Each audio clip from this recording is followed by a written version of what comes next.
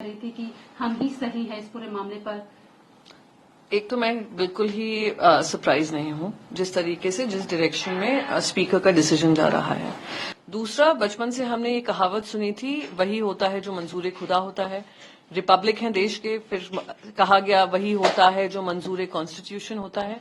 2014 के बाद से एक नई परंपरा शुरू हुई है, वही होता है जो मंजूर अमित शाह और नरेंद्र मोदी होता है। और वही हम एक्शन में देख रहे हैं महाराष्ट्र में, जिस तरीके से ये निर्णय लिए जा रहे हैं।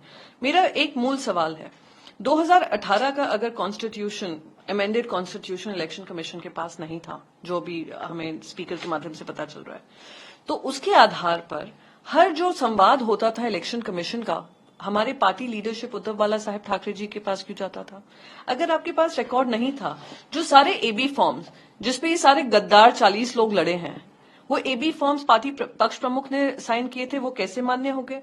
और चलिए मैं ये भी मान लूं कि आपको अमेंडेड कॉन्स्टिट्यूशन में सहमति नहीं थी, तो किसने इलेक्शन कमीशन में आपको जाने से आपके हाथ रोके थे या पैर बांधे थे?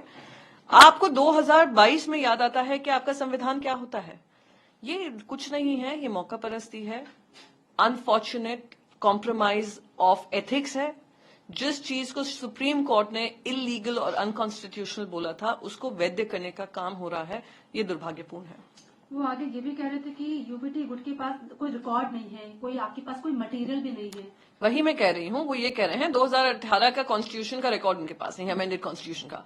तो मेरे इलेक्शन कमीशन से एक ही सवाल है, आप इंट्रा पार्टी डेमोक्रेसी की बात कर रहे हैं, आप भारतीय जनता पार्टी से पूछे, इंट्रा पार्टी डेमोक्रेसी तो दूर की बात है, इंटर अलायंस डेमोक्रेसी है कि नहीं उनके पास? दूसरी बात, आप कह रहे हैं आपके पास रिकॉर्ड नहीं था। रिकॉर्ड नहीं था तो आपने सारे एबी फॉर्म्स को मान्यता किस आधार पर दी? अगर इंट्रा पार्टी डेमोक्रेसी नहीं थी और लोगों को कुछ लोगों को जो अब गद्दारी के उस पर उतर आए हैं, उन गद्दारों ने इलेक्शन कमीशन पे जाकर क्यों नहीं कंप्लेंट दायर की?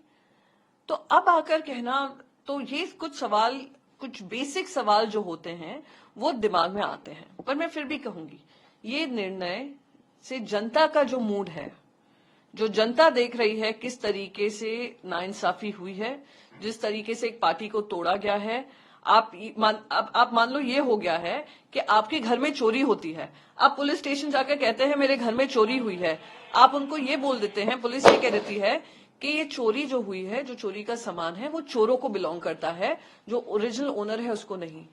आज जो काम हुआ है वही हुआ है इलेक्शन कमीशन के निर्णय से को लेकर, और आज इलेक्शन कमीशन का ये कहना कि हमारे पास ये कोई रिकॉर्ड नहीं है 2018 के अमेंडेड कॉन्स्टिट्यूशन का। संजय राउत भी कह रहे थे